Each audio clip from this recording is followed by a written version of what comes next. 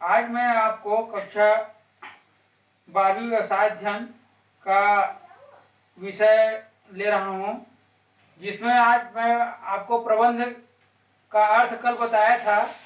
आज मैं आपको प्रबंध की परिभाषाओं से आपको अवगत कराना चाहता हूँ। विभिन्न विद्वानों ने प्रबंध की जो परिभाषा है वो अलग अलग रूपों में प्रस्तुत किया है, जिसमें पुरानी अवधारणाओं पर आधारित है और आज के परिप्रेक्ष्य में भी प्रबंध की परिभाषा को परिभाषित किया है।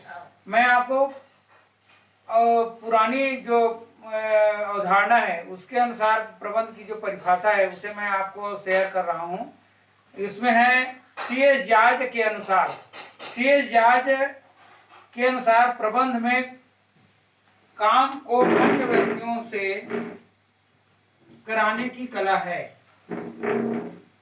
प्रबंध लोगों को काम कराने की कला है, ये कहना है मेरी पार्कर फालेरत के अनुसार। उसी प्रकार C.S. जॉर्ज के अनुसार प्रबंध में काम को अन्य व्यक्तियों से कराना शामिल है। प्रबंधक वह व्यक्ति होता है जो अन्य लोगों के प्रयासों को निर्देशित करके संगठनात्मक लक्ष्यों को प्राप्त कराता है।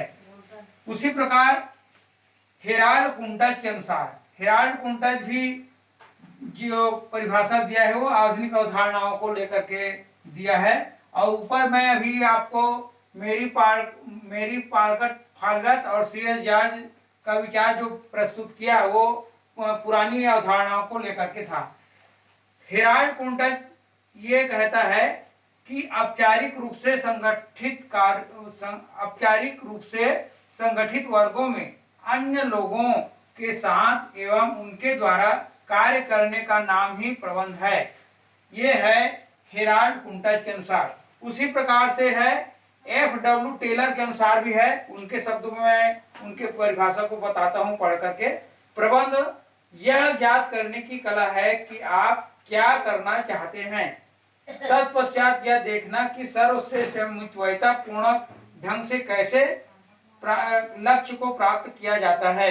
यह है F.W. टेलर के अनुसार। उसी प्रकार हेनरी फ्योल भी लिखता है, प्रबंध का आशय पूर्वानुमान लगाना एवं योजना बनाना, आदेश देना, समन्वय करना तथा नियंत्रित करना है।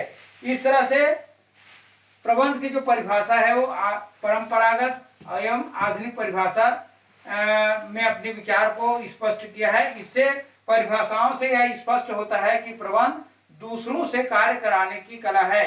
दूसरों से कार्य कराने की कला से अभिप्राय यह है कि प्रबंधक अपने उपक्रम में लक्ष्य को निर्धारित करके उस संगठन में अन्य व्यक्तियों को साथ में लेकर के कार्य को संपन्न कराने का काम प्रबंधक के द्वारा होता है।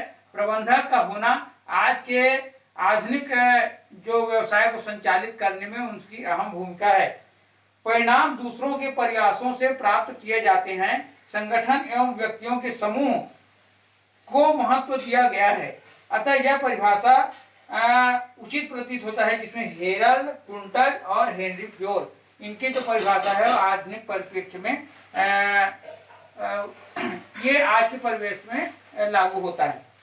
प्रबंध की आधुनिक अवधारणाओं में प्रबंध प्रभावी ढंग से और कुशलतापूर्वक लक्ष्यों को प्राप्त करने के उद्देश्य से काम करवाने की एक महत्वपूर्ण प्रक्रिया के रूप में भी लिया जाता है। इस तरह से बच्चों में प्रबंध की परिभाषा को आधुनिक परिभाषा और परंपरागत परिभाषा को मिला करके यदि देखते हैं तो प्रबंध एक प्रकार का व्यवसाय में महत्वपूर्ण उसका भूमिका होता है।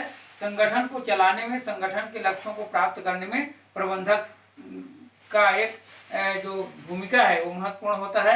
इस तरह से हम प्रबंध की आधुनिक अवधारणाओं को आज के परिप्रेक्ष्य में समझें तो विस्तृत अर्थ में ये देखा जाए कि व्यक्तियों के समूह को काम कराने की जो कला है वो प्रबंधक को ही जाता है।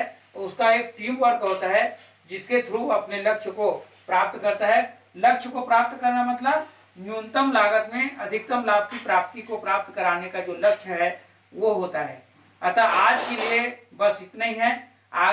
कल के अध्याय में और कल के जो पाठ पढ़े थे संगठन के अर्थ, प्रबंधन के जो अर्थ, और आज हम पढ़े परिभाषा। इस तरह हम अवधारणाओं को, प्रबंध की अवधारणाओं को स्पष्ट करने का आज हमने प्रयास किया है। आशा है आपको ये पाठ समझ में आया होगा। धन्यवाद।